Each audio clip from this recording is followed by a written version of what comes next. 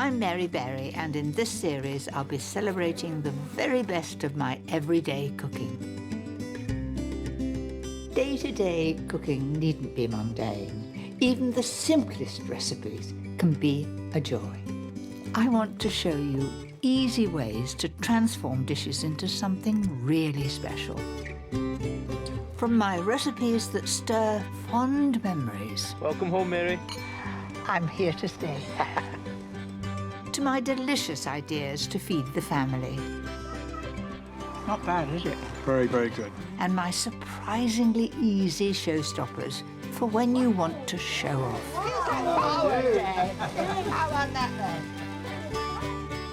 In this programme, my everyday hearty and wholesome favourites. That is blissful. It is scrumptious. It's beautiful.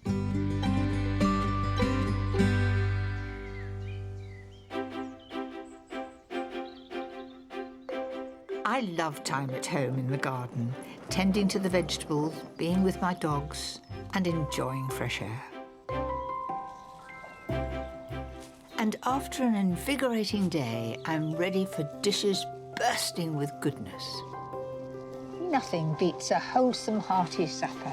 I'm going to show you some tempting recipes that are really lovely to come home to. Gives you a great welcome. The ultimate bolognese, given my own special touch. A gorgeous salad bursting with intense flavour. A scrumptious sea bass supper with added crunch. And a good wholesome pud full of natural sweetness. But first, my heartwarming soup with added crispy goodness.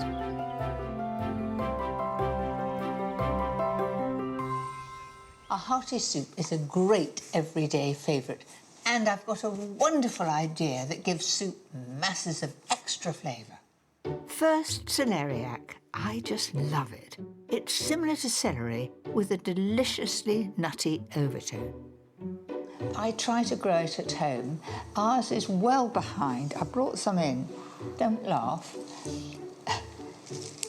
It looks as though it's got hair growing on it. Mine certainly need another 2 months in the ground, well watered, before they'll get anywhere near that size. Remove the peel quickly so the flesh doesn't discolour. Then I'm going to cube it, rough cubes. That's it. What gives this soup depth is one of my favourite ingredients, pan-fried in butter.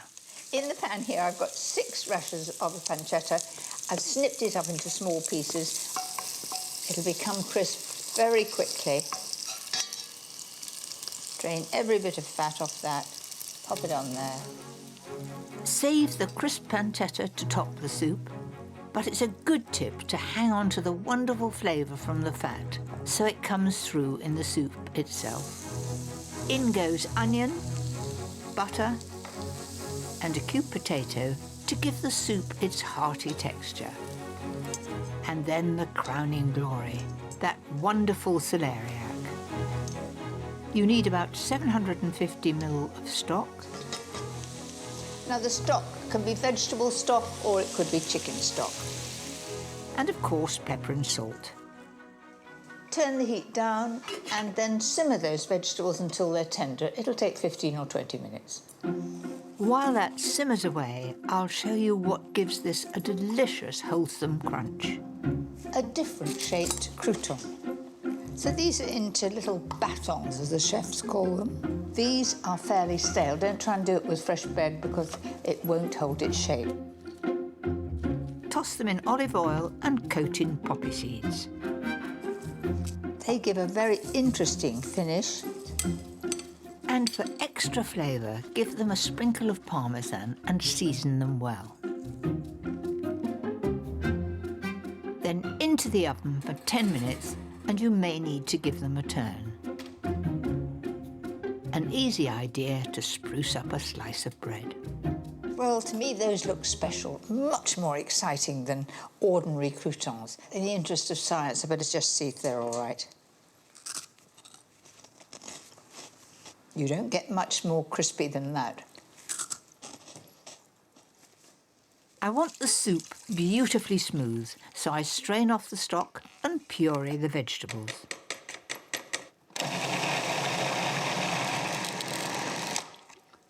That looks just the job. And then put that rich stock along with the puree back in the pan to get it piping hot. The smell of celeriac, I think, is lovely. And I'm going to add 2 or 3 tablespoonfuls of double cream. That just enriches it and makes it a really hearty, warming soup. It's like pure velvet, it's lovely. And for a hearty topping, my crunchy poppy seed croutons. Put them on in the last minute because you want them absolutely crispy, and that one went on without being asked. Some peppery watercress. Now, watercress is delicious with it, and also it brings out the colour. And that crisp pancetta. And you just need a little pinch on the top of each bowlful, and it'll add to the flavour. I think that's a very special, heartwarming soup.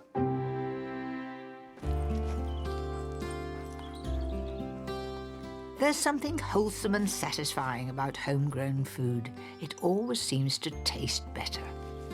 And my next recipe uses one of my favourite herbs from the garden to transform a fillet of sea bass.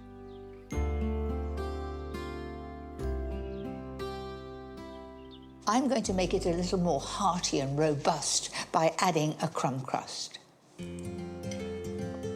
Start by melting 40 grams of butter. So, I've got 60 grams of Japanese dried breadcrumbs. They're very, very crisp. You can do them yourself, but you need to dry them out in the oven first. So in they go, 60 grams. For a bit of punch, finely grate the zest of a lemon. I love the smell of lemon, and lemon goes really well with fish. That's it. Now you want to get that really coated with the butter. Season with pepper and salt. And for me, what makes this dish is the mild aniseed tone of tarragon. It smells so good. There's nothing like fresh tarragon. Don't be tempted unless you have to use dried tarragon. It just isn't the same. Mix half the tarragon with the breadcrumbs. Now for my secret to ensure a crunchy, perfectly coated fish. If you try and dip the fish into this, it doesn't really stick. My trick is to lay the crumbs onto the tray first. Then take the fish and put it skin side down on top of the crumbs. That's it. Then really press that down all the way so those crumbs stick. Then I'm going to put just a little seasoning on top. All these layers of seasoning really does help to add to the flavour. Then spoon the rest of the breadcrumbs over the fillets. For that finishing touch, add a sprinkle of parmesan. I think it's nice to do it slightly more chunkily, as I have on the coarse grater. So that's ready for the oven, and you want to cook it at 180 fan for about 15 minutes. While the fish cooks, I have a simple, fragrant sauce to go with it. Creme fraiche, the rest of that tarragon, a dash of sugar, and a squeeze of lemon. And believe it or not, that's the sauce. Just in time as well. The top is a gorgeous golden brown. I think it looks really inviting. Serve it at once. I'm going to serve it with a little samphire. It has a lovely sort of salty flavour. Samphire's becoming more and more popular. If you can't get it from your supermarket, your local fishmonger is worth a try. So there it is, tarragon-crusted sea bass, a really hearty way of serving one of my favourite fishes.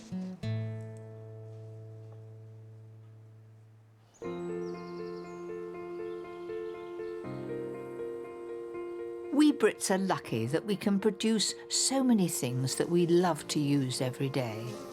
Honey is a perfect example.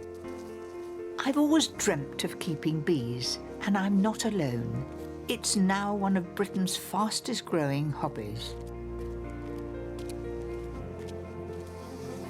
Here in Hertfordshire, scientist Sue Carter has been keeping bees for 18 years. But first, very important that you don't forget your protection. Right, here we are, Mary.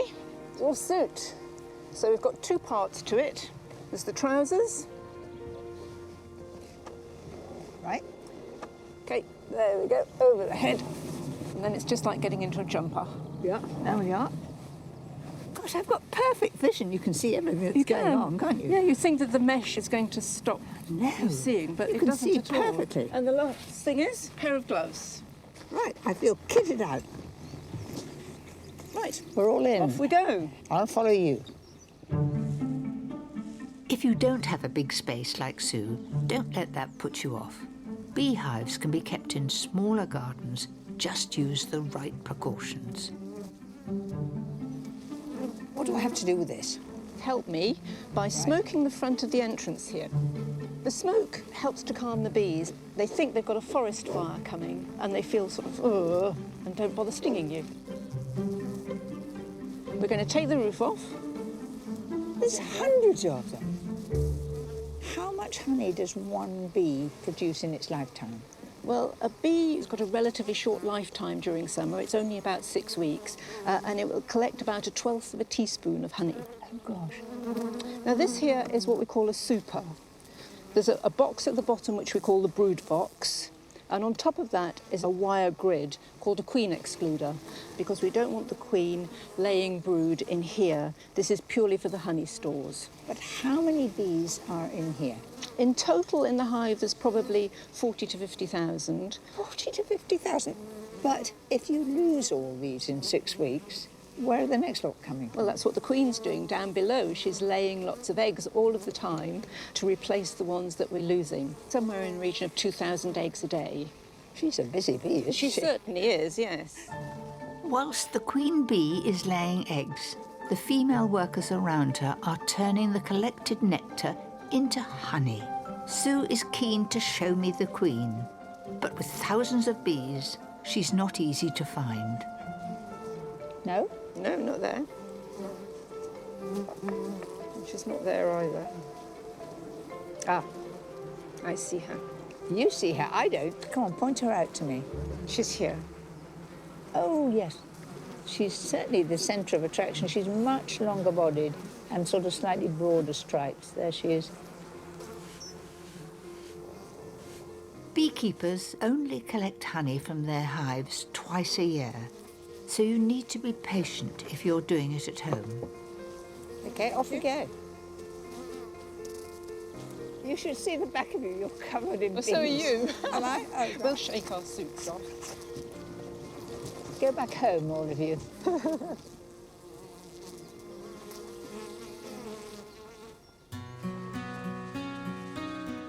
Before I get to sample the freshest honey I've ever tasted, I've got the perfect idea for a hearty salad to really liven up the lunch table. Salads have changed over the years, haven't they? I mean, there was the day when there was tomato, lettuce, and that really was what salads were. And now you have many more ingredients and more exciting dressings. And I can remember well when olive oil was only bought from the chemist shop in a bottle, and it was not used for cooking. And anyway, it tasted horrible. This salad is full of exciting textures. To start, I've got mixed grains of red and white quinoa and bulgur wheat. All you do is bring them to the boil for a few minutes. Already the grains are beginning to swell. Turn off the heat and leave for about 20 minutes until all the liquid is absorbed. Onto the dressing, and I'm giving it a sharp kick. The newest ingredient is this pomegranate molasses. Now, pomegranate molasses is sort of sweet and sour. It makes very good dressings. So often I use honey because I like that in a dressing, but this has the added sourness. It's a great addition to the store cupboard, giving a fruity depth to all sorts of dishes. For my dressing, all it needs is olive oil, the zest and juice of a lemon, and a dash of sugar to offset the sharpness. So there's my dressing, as easy as can be. The quinoa has had 20 minutes just to absorb the rest of that liquid. Fresh herbs give a real lift to everyday cooking, making it vibrant and interesting. Now, you're going to be surprised the amount of herbs that I use, but I want it to be bright, bright green. For this, I want fresh mint, parsley, basil and chives. Absolutely wonderful. And it makes all the difference to have a good knife. Gosh, they make a difference, don't they? Not only to the wonderful aroma, but they're adding to the colour. The grains can take strong flavours, so I'm adding softened red onion, sun-blushed tomatoes and a little seasoning. And to finish it off, I love well-flavoured feta cheese. This is good quality feta cheese, and it's nice just to crumble in little pieces, which you do with your fingers. In goes my dressing, and a good tip is to wait before serving. Give that a couple of hours so the flavour really gets through to the quinoa. That certainly is a far cry from some of the boring salads that I was brought up with. It is scrumptious, it's beautiful, and I love it.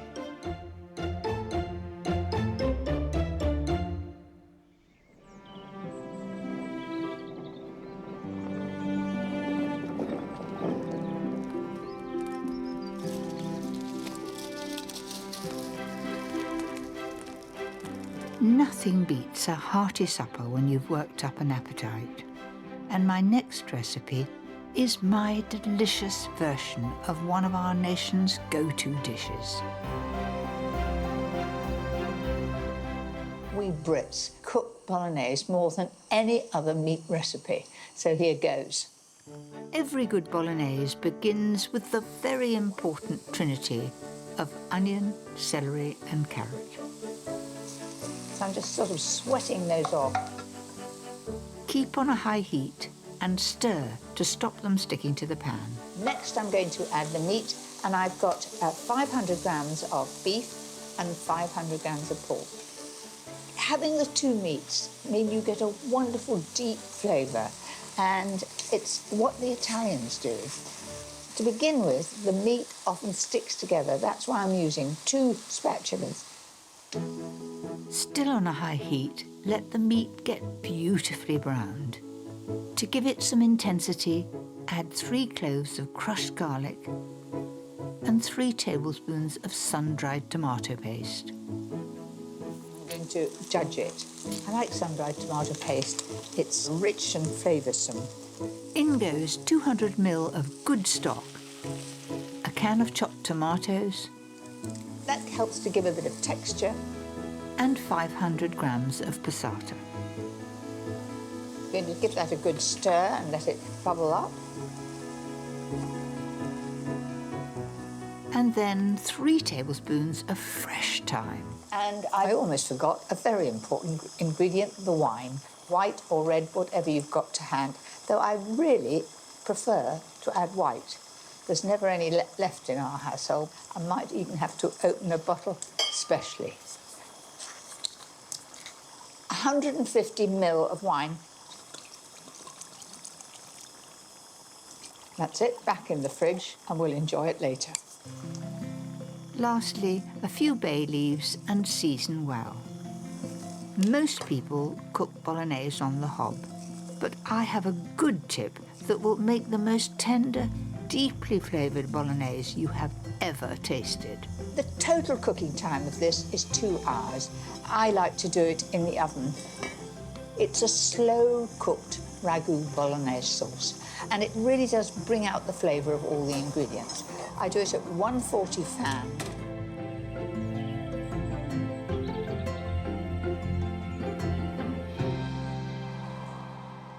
After an hour in the oven, my secret is to make it even richer by adding double cream.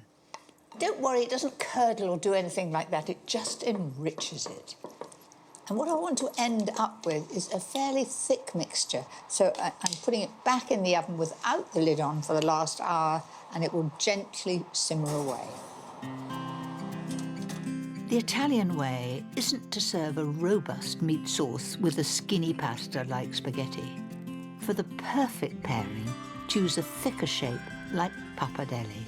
I like the idea of using a flat pasta because it picks up the sauce better and you get more of it. Allow 75 grams per head, a bit more if they're starving. I'd love to have Parmesan cheese with it. When I first began using Parmesan cheese, you had to have a special grater because it was so hard and so mature. And in fact, in Italy, they still mature it more than we do. But it does mean you can grate it more easily.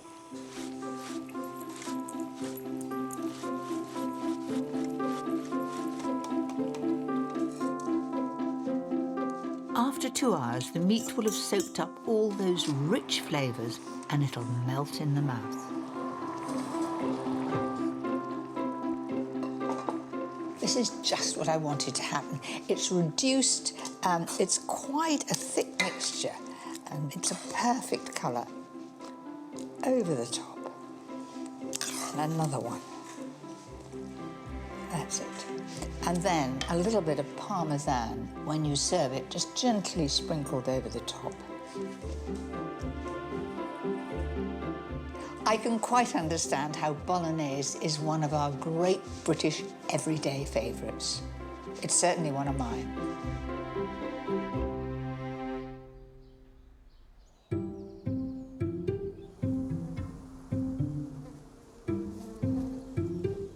Back in Hertfordshire, Sue is going to show me how to extract the honey we collected.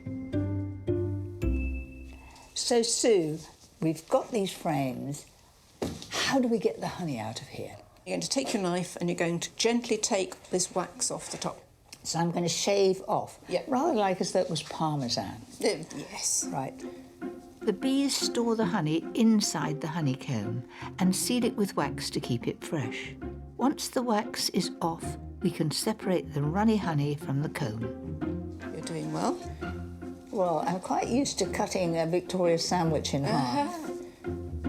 See the honey oozing out. It's lovely. Can. That's fun to do. It's most satisfying, isn't it?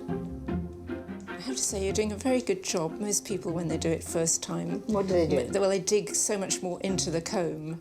Ah, but I'm not digging into the comb, because if I do, I'm taking that precious honey away. It's a lovely, sweet aroma. I cannot resist having just a little taste. It is. And that's honey at its absolute best. It's fresh from the hive. It just tastes flowery. Yeah. There's a true sort of floral flavour to that. So next we put it into the extractor in there. And obviously we're going to spin it. Yep. The next frame, I'm going to put it in the opposite side so that it balances it up. And then you go and turn this handle. Right, OK. Do you know, it's as easy as spinning lettuce in a salad spinner. It's light as a feather. Yeah. As I'm doing it, I can smell the honey coming. Gorgeous smell. The type of flowers the bees visit really changes the flavour, colour and aroma of the honey, so no crop is ever the same. So, up on here now. Now, I will manage the tap if you manage the jar. Well, will you stop it at the right time, please? Absolutely, otherwise you Okay. might get sticky. It looks absolutely wonderful. It takes more than 20,000 busy bees to fill this one jar. And it's not just honey which they're useful for. They are important pollinators. 1/3 of the food we eat wouldn't be available if it wasn't for the bees. I think that's about it. That's it. So there we are, pure, liquid gold. And here we've got wonderful honey. It wasn't too complicated, and the bees have done all the work. They have indeed, and I hope you've enjoyed your day beekeeping and it's encouraged you to perhaps take it up yourself. I'm really tempted, and I'm going to grasp the nettle and have bees.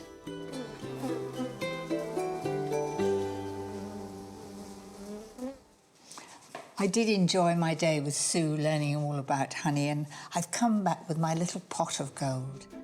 And what better use for it than my wholesome fruit compote, full of natural goodness.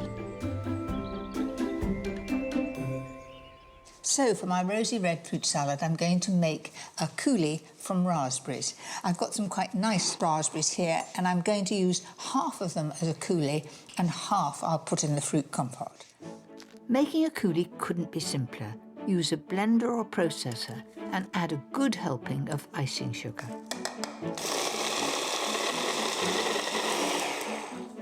Nothing could be easier than that. For a super smooth finish, push through a sieve because we don't want any pips. I'm going to take the fruits and drop them in the coulis. It really gives a lovely flavour. It's the sort of thing, if I was having people in the evening, I would do in the afternoon. Then I'd put it back in the fridge to get really cold. I like to use firm fruits to complement the coulis. Seedless grapes, ripe, juicy nectarines. Give it a turn in the wonderful coulis. And it's a good tip to stop the fruit turning brown. Also, in this compote, I like big chunks of the fruit rather than itsy-bitsy little pieces. I have memories of a can when I was small, and it was called mixed fruit salad. And you'd no idea what the fruits were because they were all either yellow or orange and all mushed together. This is much more spectacular. In goes the rest of the fruit, fresh strawberries, sharp blueberries, and lastly those lovely plump raspberries.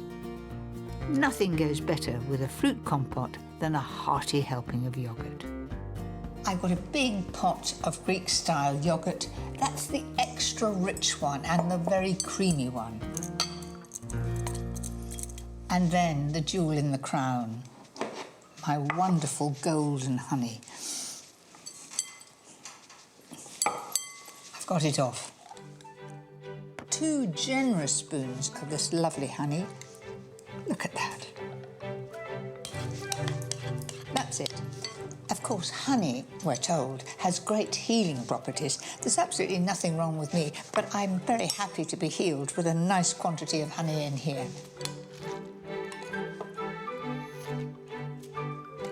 I think the two make a wonderful marriage.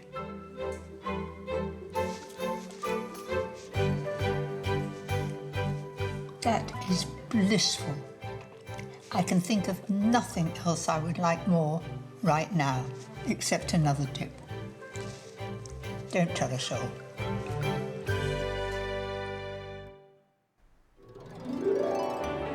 Next time, my everyday recipes to delight a happy gathering. There we are. Thank you. It's a good recipe and great for a crowd. Everyone loves pizza.